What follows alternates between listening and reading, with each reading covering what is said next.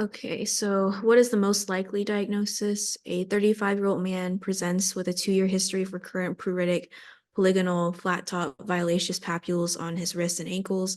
On examination, there are white lacy lines on the oral mucosa. A skin biopsy is performed and histological examination reveals hypergranulosis with a band-like lymphocytic infiltrate at the dermoepidermal junction. So looking at the choices, I don't think that it would be atopic dermatitis because, well, let me think about it first. Um, let's see, lacy lines on the oral mucosa. Huh. Yeah, I haven't gone over derm, so I'm sure that these are descriptions that are important, but What's your gut say? I know you haven't done, musculoskeletal or derm yet, but I know that pemphigus vulgaris is more like blistering, so okay. I cross that out just because of that. Um, and then seborrheic dermatitis. Um, I'm I always confuse that with seborrheic keratitis, I think, but I don't know if they're the same. But I think that's more associated with like aging. Okay. But I would guess like lichen planus. Okay. Final answer. Yes. Yeah, it's actually correct. Okay, lichen planus, right? They have all these P's, right? Peritic, itchy, right? Polygonal, right? It has polygonal kind of look. It's flat. It's purple.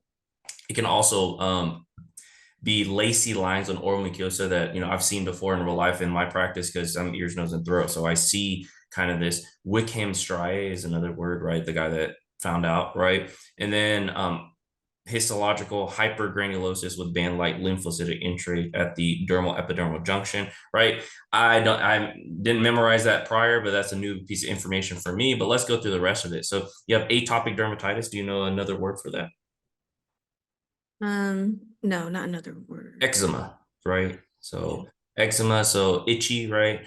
Um, Typically in childhood, right? Personal family history of atopy, which is kind of that allergic profile that we were talking about before, right? Usually flexural surfaces and characterized by scaly crusted lesions that are itchy.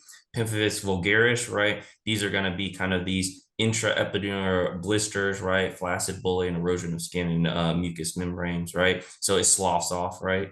Mhm. Pemphigus vulgaris. And then psoriasis is going to be your scaly silver scales, usually on the extensor surfaces, right back of the elbows, things like that, right? Scalp and nails. And then you get this perikeratosis that they sometimes mention, right? And then seborrheic dermatitis, common chronic inflammatory skin condition that affects sebaceous glands, right? Such as scalp, face, upper trunk, usually erythematous, scaly, greasy appearance, patch, and plaques.